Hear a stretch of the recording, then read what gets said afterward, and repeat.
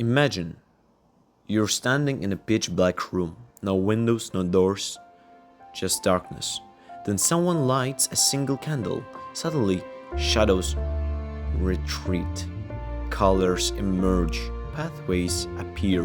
That is the Quran, a flame ignited by the divine, cutting through the darkness of despair, grief, and doubt. Today, I want to show you how this ancient book doesn't just offer hope, it redefines it. Hope rooted in divine promise. The Quran doesn't ask you to stay positive, it gives you guarantees for the brokenhearted. Verily, with hardship comes ease. Indeed, with hardship comes ease. Surah 494, verse 5 to 6. Notice the repetition, not one but two assurances. As if God is saying, I know the first ease might not be enough, so here's another. Allah does not burden a soul beyond that it can bear. Surah 2, verse 286. Your pain has limits, your strength does not. For the forgotten, do not despair, Allah of mercy. Only the disbelieving people despair. Surah 20. Surah 12, verse 87.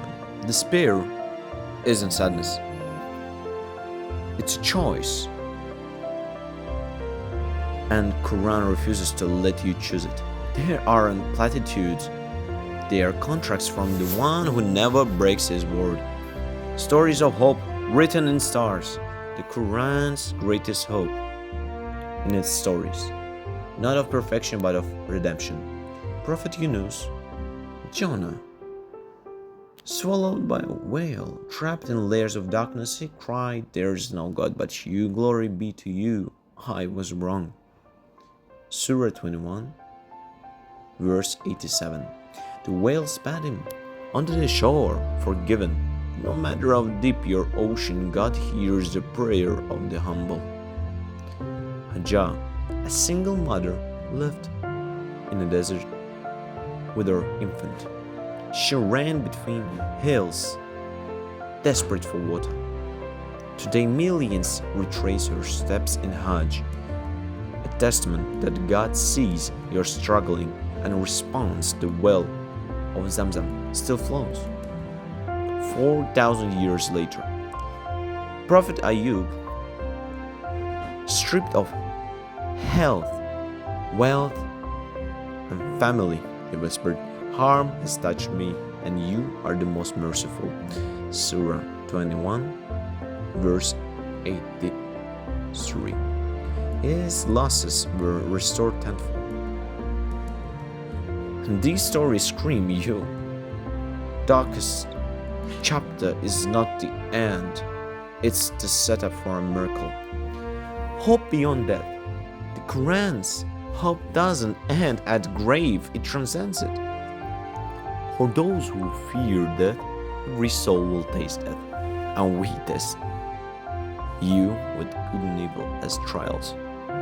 And to us you will be returned. Surah 21, verse 35. Death is not an end, it's homecoming. For those grieved loved ones, do not say never about anything, Allah will bring it about. Surah 18, verse 23-24. Reunion is a divine promise. For the fearful of judgment, my servants who have harmed yourselves, do not despair of Allah's mercy.